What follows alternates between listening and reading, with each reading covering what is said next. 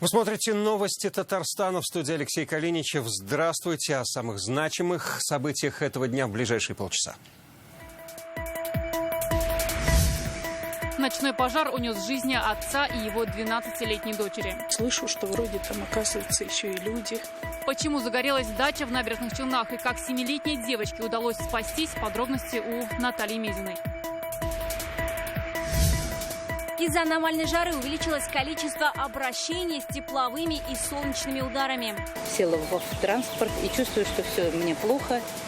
И отключаться начала. Что можно и что нельзя в такую жару, советы медиков узнала Вероника Гайнутдинова.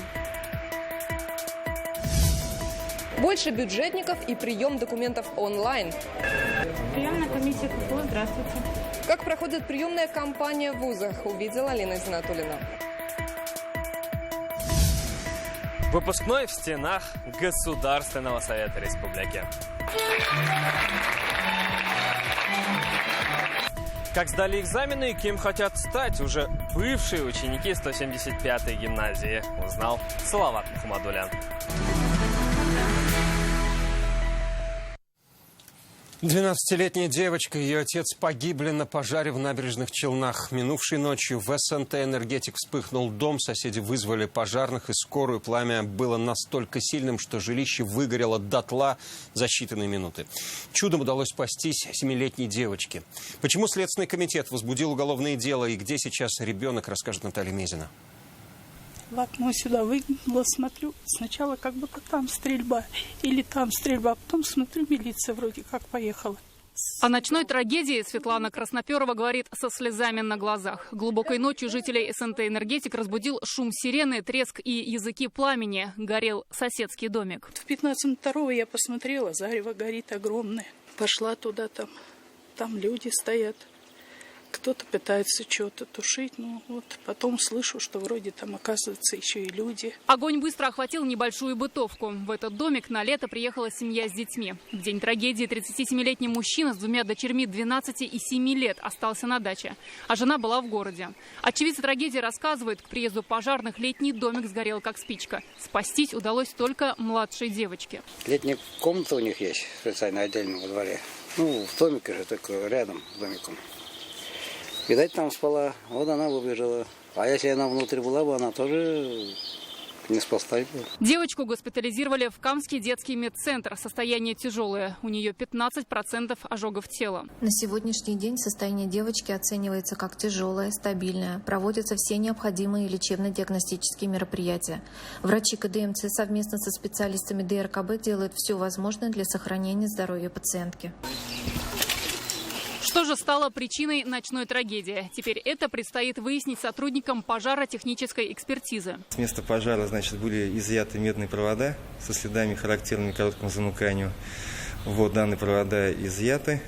И, соответственно, по ним будет проводиться пожаротехническая экспертиза. Пока же основная версия пожара – нарушение правил технической эксплуатации. Но, по словам председателя садового товарищества, кабели в СНТ меняли недавно по программе софинансирования. Все провода, все столбы заменили, счетчики вынесли на улицу. Мы же ночью открывали их, не счетчик. Все было нормально. Автоматы вырубились. Почему вырубились? Что это, только самому Богу известно. Сейчас расследованием дела занимается прокуратура Набережных Челнов. На место происшествия выезжало руководство городской прокуратуры. По факту пожара возбуждено уголовное дело по статье, предусматривающей уголовную ответственность за причинение смерти по неосторожности 2 лицам. Расследование взято на особый контроль в прокуратуре. Известно, что семья была дружная. По словам соседей, часто приезжали на дачу, особенно в летние каникулы. Наталья Мезина, Ильшат Аюпов, Петр Греков, Ленар Султанов, ТНВ, Набережные Челны. Подобной трагедии минувшей ночью удалось избежать в селе Старошишминск Нижнекамского района. Там загорелся жилой дом. Сигнал извещателя услышали соседи. Они оперативно спасли жильцов через окно. 65-летнего мужчину и 51-летнюю женщину. К приезду пожарных огнем была охвачена практически вся площадь дома. С начала года в Татарстане зарегистрировано 16 пожаров в жилых домах и квартирах с датчиками. В результате сработки извещателя спасти удалось 25 человек, в том числе 9 детей. За последние 5 лет установленные приборы сохранили жизнь 141 человеку. Синоптики вновь предупреждают татарстанцев о резком изменении погоды. Сегодня вечером, ночью и завтра днем на территории республики ожидаются грозы, ливни, град, шквалистый ветер, который будет достигать 20 метров в секунду.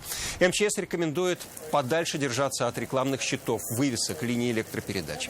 Все окна домов необходимо плотно закрыть. По прогнозам гидромедцентра, сегодня ночью плюс 23. Завтра днем опять жарко. Столбики термометров поднимутся до 34 градусов.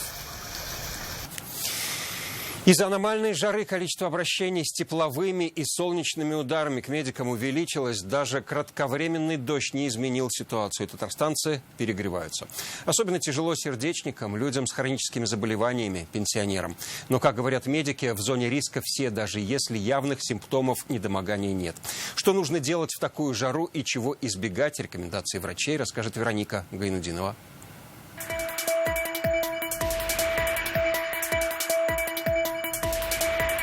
Воду с собой обязательно берем и на всякий случай лекарства тоже берем. В такую жару на прогулку максимум на полчаса выходим, говорит Марина Гелезетдинова. Лучше и вовсе гулять только вечером, считает женщина. У самой был солнечный удар. Села в транспорт и чувствую, что все, мне плохо.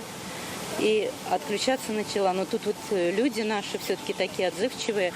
Они просто тут же на меня начали лить холодную воду. Из-за аномальной жары количество обращений с тепловыми и солнечными ударами к медикам увеличились. В день по 2-3 обращения. Казанцы рассказывают, как спасаются от перегрева. Нужно покрывать голову головным убором. Обязательно. Пить много воды и находиться в тени. Обязательно головные уборы. Потому что один раз был солнечный удар, это было очень плохо было. Нехорошо себя чувствовала, были испорчены каникулы немножко. И еще солнцезащитные крема. Слабость, жар, тошнота, головокружение, бледность кожи – одни из первых симптомов солнечного удара. Что делать, если вы перегрелись, рассказали сегодня медики. После первых симптомов обязательно выпить достаточно много воды. Она не должна быть холодная. Это должна быть вода комнатной температуры, не газированная, не сладкая. Если есть симптомы головной боли, тошноты и так далее, и общей слабости, лучше выпить 1 таблетку аспирина. Единственное, что хочу сказать, детям до 12 лет аспирин ни в коем случае пить нельзя. На фоне жаркой погоды могут обостриться сердечно-сосудистые заболевания. По словам врачей, в зоне риска находятся и молодые люди в возрасте 22-28 лет. Заболевания провоцируют интенсивные физические нагрузки в жару, посещение бани и злоупотребление алкоголем. Для сердца опасны резкие перепады температур. Купаться в холодной воде опасно. Например, неподготовленным окунаться в Голубое озеро, где вода плюс 4, нельзя. Вы перегрелись на солнце и нырнули в воду. У вас в этот момент может быть выброс катехоламинов такой, что сердце превратится в 600 ударов в минуту. А это приведет к катастрофам. Накануне в Казани зарегистрировали новый температурный рекорд. Почти 36 градусов. Абсолютный максимум до этого фиксировали в 1939 и 2010 годах. Экстремальная жара на этой неделе начнет спадать, говорят метеорологи. С четверга все-таки мы будем приближаться к климатической норме уже по температурным показателям. И будут впадать... По прогнозам Гидромедцентра Российской Федерации должны выпадать осадки. Июль по прогнозам будет чуть выше климатической нормы. Плюс 26, плюс 28 градусов. Для многих горожан в зной единственное спасение – это городские фонтаны. Но, увы, сегодня и они не выдержали жары и ушли на профилактику. Вероника Гайнудинова, Вадим Илларионов, ТНВ, Казань. Почему ради отпуска на курортах Краснодарского края готовы пройти вакцинацию только 3% россиян? И кто массово подделывает QR-коды? Читайте подробности в интернет-газете «Реальное время». Не помог, а препятствовал оказанию помощи. К нам обратилась жительница Казани Елена Хасанова. По ее словам, дочь Стелла потеряла сознание на теплоходе, который следовал из Казани до Печищ. Команда судна оказала первую помощь, но на остановке в Верхнем Услоне начальник дебаркадера попросил семью сойти на берег, либо отправиться до конечного пункта. При этом подростку требовался врач. Девочка теряла сознание, рассказывает Елена Хасанова. Татфлот по факту инцидента начал проверку. Слава богу, все обошлось, все хорошо. На сегодняшний день со здоровьем проблем нет. А ведь все могло быть куда серьезнее, говорит Елена Хасанова. Ее дочь Стелла с папой 24 июня отправились на дачу на теплоходе по маршруту Казань-Верхний Услон-Печище. Когда уже подъезжали к Верхнеуслонской пристани, девочка потеряла сознание. Первую помощь ей оказала команда судна и пассажиры. Люди, кто вокруг-то были в воду, там кто чем мог помогает. Капитан тут же очень хороший мужчина оказался. Спасибо ему огромное. Тут же аптечку все принесли. Но поведение начальника станции, конечно, поразило просто меня не только как маму, вообще как человека. Капитан судна сказал, то есть пока мне легче не станет, никуда не двинемся. Потом подошел снова начальник пристани, начал говорить о том, что он никого ждать не собирается, то есть либо плывем дальше, либо мы выходим. Он кричал и хотел, чтобы мы вышли, а я не могла, так как мне было плохо. Девочка с папой поехали в местную ЦРБ. На такси решили скорую не ждать. Об этом инциденте Елена Хасанова сообщила в Татфлот в тот же день, но ответа не получила. Вот вам мой номер телефона, хотя бы расскажите, что он на это отвечает. Он же как-то должен по свое поведение объяснить, из-за чего он так себя вел. Нет, никто не перезвонил. Елена Хасанова обратилась в Роспотребнадзор, планирует и в прокуратуру. Почему начальник дебаркадера в Верхнем Услоне не вызвал скорую и не оказал помощь? Свое поведение он описал в объяснительной руководству речного порта. Вот она. После высадки всех пассажиров теплоход не продолжил рейс до Печищ. На мой вопрос, что происходит, член команды сказал, что плохо пассажиру. Подождав 15 минут, я спустился в салон теплохода «Москва-68» и поинтересовался, будет ли продолжен рейс, и вышел с теплохода. Однако его слова не совпадают с тем, что говорят мама девочки и командир теплохода, поэтому назначена служебная проверка. Ее слова с словами капитана совпали. Не совпали слова шкипера. Конечно, они будут наказаны, этот шкипер, за свое такое хамское отношение к работе. Хотя человек очень давно работает у нас. Я думаю, что в данном случае он не прав. В Татфлоте говорят, безнаказанным поступок шкипера дебаркадера не останется. Скорее всего, его лишат премии. Мама девочки ждет извинений и надеется, что впредь подобное не повторится. Вероника Гайнудинова, Вадим Илларионов, ТНВ, Казань.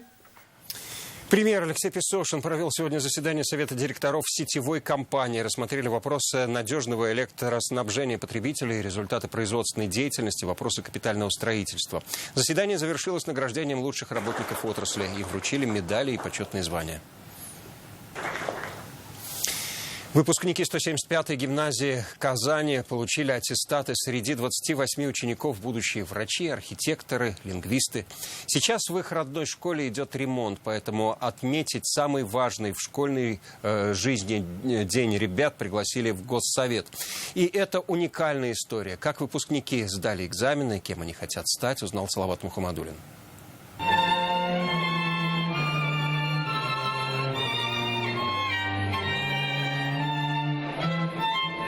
Родители с цветами, учителя со слезами, дети с волнением выкладывают сторис в соцсети. Такой атмосферы в Госсовете еще не было. Настоящий выпускной у 11-классников 175-й гимназии.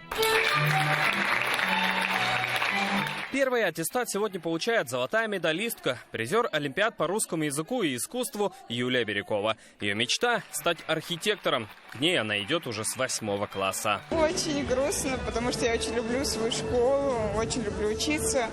Но понимаю, что нужно двигаться дальше, что жизнь идет и нужно расти. Планирует стать лингвистом международного уровня Елизавета Полторацкая. Девушка училась в 175-й гимназии 4 года, но за это время она стала для нее по-настоящему родной. Готовилась тяжело, усердно, со своими любимыми учителями.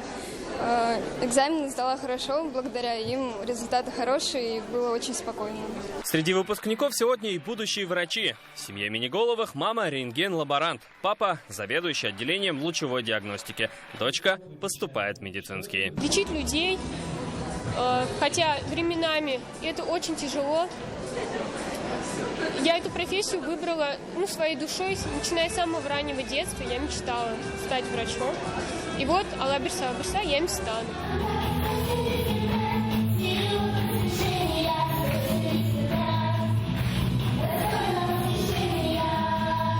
175-я – единая команда. 175-я – новые свершения. Это гимн любимой гимназии. Сегодня аттестаты получили 28 11-классников. Экзамены сданы. Пока в их родной школе идет ремонт, выпускной прошел в парламенте республики. Сюда их пригласило объединение «Мерхамат Милосердия». Радуются, конечно, ваши родители, конечно, ваши учителя. Этому сегодня радуемся мы вместе с вами и говорим вам: пусть ваша взрослая жизнь будет очень удачной, благополучной, счастливой, красивой, как вы сами.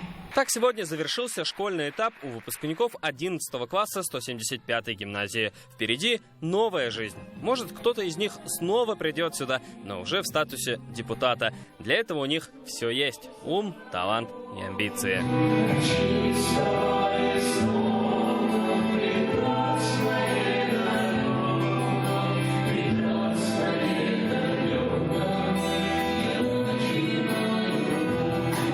Салават Мухаммадуллин, Ильшат Мухаметов, ТНВ, Казань. Итак, в Казани выпускной. В эти минуты 6 тысяч городских 11-классников прощаются со школой. Певец и блогер Ваня Дмитриенко и музыкальная группа «Роса» выступят с развлекательной программой. Уже станцевали прощальный вальс и отпустили в небо 100 голубей. Наш корреспондент Лилия Кашфарова сейчас на месте события. Лиля, добрый вечер. Как прощаются со школой выпускники 2021? Добрый вечер, Алексей. Да, мы находимся на площади перед Ак-Барс-ареной. Здесь развернулся городской школьный выпускной. Прямо за моей спиной вы можете увидеть, какая яркая сцена. Там сейчас выступают артисты с татарским рэпом. Ребята разогреваются. Чувствуется энергия молодости и будущего. И 11-классников поздравили и министры Татарстана. Столько всего еще будет, что все в твоих силах, все в твоих руках. Весь мир для тебя, у тебя все впереди. Искренне веришь в себя и уверен, что все получится. Когда такие одноклассники рядом, столько эмоций, столько дружбы, все, столько позитива. Это гордость нашей страны, нашей республики, нашей столицы. Не забывайте своих учителей, не забывайте свои школы. Приходите, любите, цените, оберегайте. Только тогда мы можем гордиться нашей казанской молодежью. В качестве хедлайнеров готовятся известные молодежные артисты, а сами выпускники 180 пар на этой площади станцевали прощальный школьный вальс. В этом году 191 школу Казани закончили 6099 учеников, 800 из них золотые медалисты. И это только начало. О планах и мечтах нам рассказали сами герои этого вечера.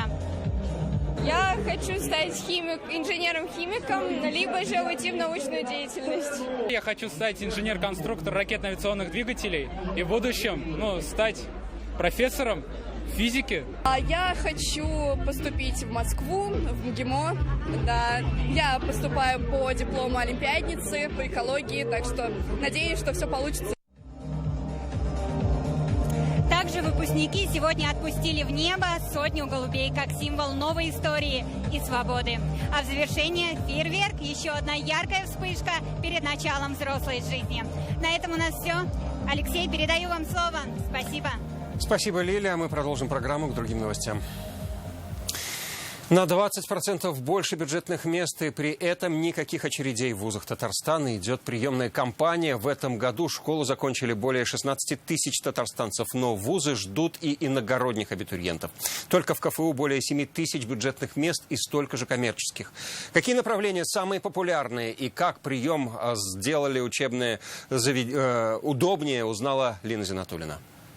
Поступление в вуз начинается с выбора направления, и с этим помогут здесь же, в зоне консультаций. Какой проходной балл, как проходит обучение и какую профессию в итоге можно получить, расскажут представители всех 16 институтов и факультетов КФУ. Здравствуйте, подскажите, пожалуйста, кем можно стать после Института дизайна? Маленькая кафедра дизайна превратилась в огромный институт у нас в Казани. И там такие направления, как, например, дизайн интерьера, графический дизайн. И новое направление очень интересное, это, например, motion дизайн. Это уже зона приема документов. Из-за пандемии здесь немноголюдно, но за 9 дней приняли уже более 4000 заявлений от абитуриентов. Мы принимаем документы и очно, и в онлайн-формате, но стараемся ориентировать наших абитуриентов в онлайн-режиме. То есть у нас есть личный кабинет, в нашей социальной сети «Я буду студентом». Абитуриенты могут подать там заявление. Итак, во всех 44 вузах республики можно подать заявление и через портал госуслуг. Но кто-то предпочитает приехать лично, даже издалека. Мадина Галина из Удмуртии хочет быть студенткой Института экономики, управления и финансов. Чтобы уже точно убедиться, что я правильно подала все вот эти сканы, все документы, чтобы потом не было каких-то там неувязок и неприятностей. Мы хотели просто узнать, где как располагается еще, пока увидеть. Баучук. Подавали КФУ и КХТИ, КНИТУ. Заявиться можно сразу в 5 вузов, выбрав в каждом по 5 направлений. Бюджетных мест в этом году 20 тысяч. Большой интерес к Институту медицины и биологии, международных отношений, психологии, компьютерным технологиям. Приемная комиссия КФУ, здравствуйте. На инженерной специальности тоже сейчас востребованность идет. Вот это нас, конечно, радует, потому что, смотрите, строительство кругом идет в республике, по всей России, строительство дорог. А поскольку мы готовим сейчас специалистов не только для Республики Татарстан, но и для всей России, у нас увеличение иногородних студентов за последнее время на 20%. Прием документов продлится до 29 июля. Приказы о зачислении вузы опубликуют 17 августа. Лина Зинатульна, Адель Меддубаев, ТНВ, Казань. Сегодня Пенсионный фонд разъяснил правила получения новых выплат. Заявление можно уже писать с 1 июля. Напомним, о необходимости этих льгот говорил Владимир Путин в своем послании. И уже через 2 месяца вышел закон о социальных выплатах. Кому, что и сколько причитается, узнаем далее. Что необходимо для получения ежемесячных выплат детям от 8 до 17 лет? Выплаты положены детям, которые воспитываются в семьях с единственным родителем, или где судебным решением установлены выплаты алиментов, но семья их по каким-либо причинам не получает. Либо получает, но после этого остается все равно нуждающийся. Если в такой семье, соответственно, несколько детей, выплаты будут осуществляться на всех детей. Размер выплаты в 2021 году составит 4977 рублей 50 копеек. Что необходимо для получения ежемесячных выплат беременным женщинам? Если их срок беременности составляет 6 и более недель, и которые вставили на учет в медицинских организациях в ранние сроки беременности, то есть до 12 недель. Размер выплаты составляет 5311 рублей. Как и когда можно подать заявление? Прием заявления у нас с июля. Сами выплаты у нас начинаются с августа. Эта выплата осуществляется по принципу социального казначейства. То есть обращение заявителя путем подачи электронного заявления на едином портале государственных услуг. Да, оно не исключает возможности подачи, как вот на слайде, допустим, лично в клиентскую службу. Из-за чего могут отказать назначение выплат? Первая основная, возможно, будет это превышение среднедушевого дохода над прожиточный минимум.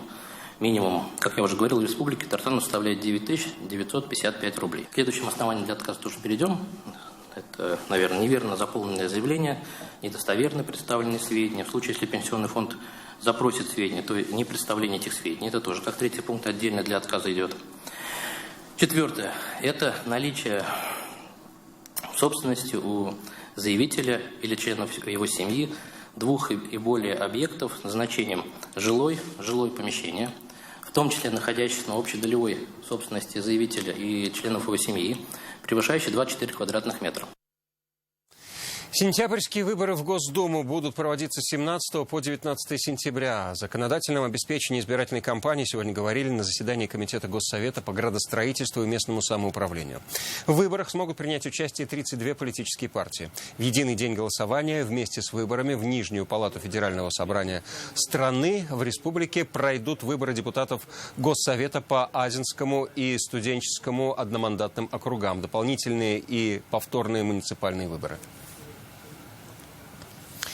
Справедливый рост Татарстана на выборах в Госдуму рассчитывает получить в республике 10% голосов. Это дает право на 2 депутатских мандата. Планы на предвыборную кампанию сегодня представил лидер регионального отделения Альмир Михеев. Он возглавит региональный список кандидатов. Всего в нем 8 человек. Также партия «Справедливая Россия за правду» выдвинула своих представителей во всех 6 одномандатных округах Татарстана. Помимо выборов в Госдуму, кандидаты партии будут участвовать в доп. Выборах в Госсовет Татарстана и Казгордуму.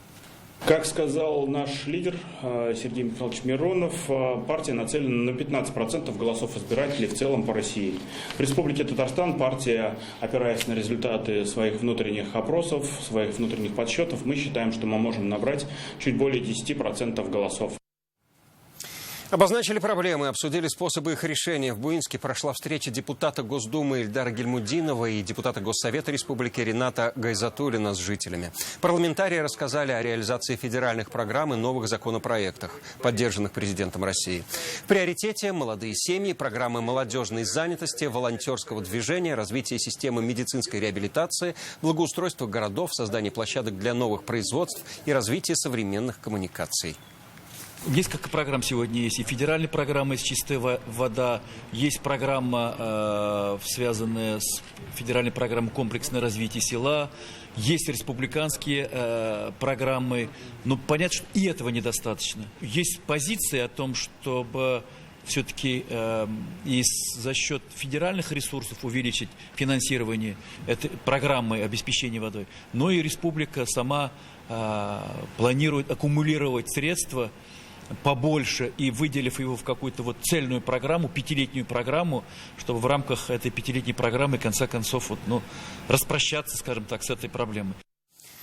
Наш канал на YouTube получил серебряную кнопку. Такую награду видеохостинг присылает авторам, перешагнувшим рубеж в 100 тысяч подписчиков. YouTube-канал ТНВ активно развивается с 2017 года. Сегодня на него подписано уже 109 тысяч человек. Это татарстанцы, жители других регионов страны, а также зрители из Беларуси, Казахстана и Германии. 60% аудитории – мужчины. Больше всего смотрят сюжеты программы о происшествиях «Вызов-112», цикл «Черное озеро», а в последнее время прямые трансляции крупных событий в Татарстане.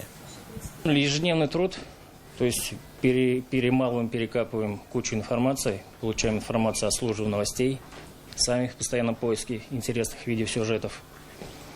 Каждый день нужно наполнять, чтобы подписчики не отписывались, приходили все новые и новые, создавать интересный контент. Среди региональных телеканалов, я думаю, это хороший результат.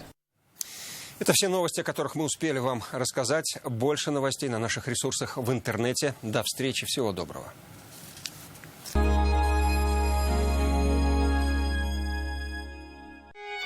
Я с детства знаю о татарском народе.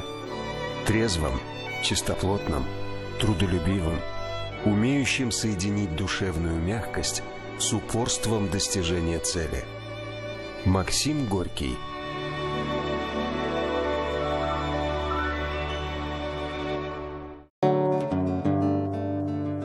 Жить лучше – это искать возможности для большего. Это до 2 миллионов рублей под 6,9%. Акбарсбанк. Живите лучше.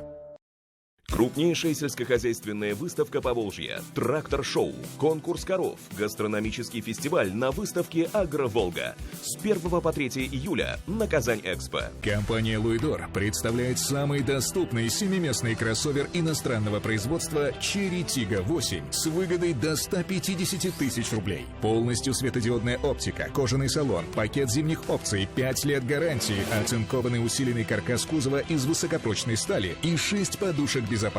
Путешествуйте бизнес-классом всего от 1 миллиона 679 тысяч 900 рублей. Не оферта. Подробности на сайте и по телефону 8 800 2002 402. Не прозевай, ипотека ниже не бывает. Только до 30 июня. В Казанском цирке с 12 июня новая цирковая программа «Звездный круиз». Данила Мастер. Распродажа выставки. 202 38 32. Родной язык – святой язык. Отца и матери язык. Как ты прекрасен! Целый мир в твоем богатстве я постиг.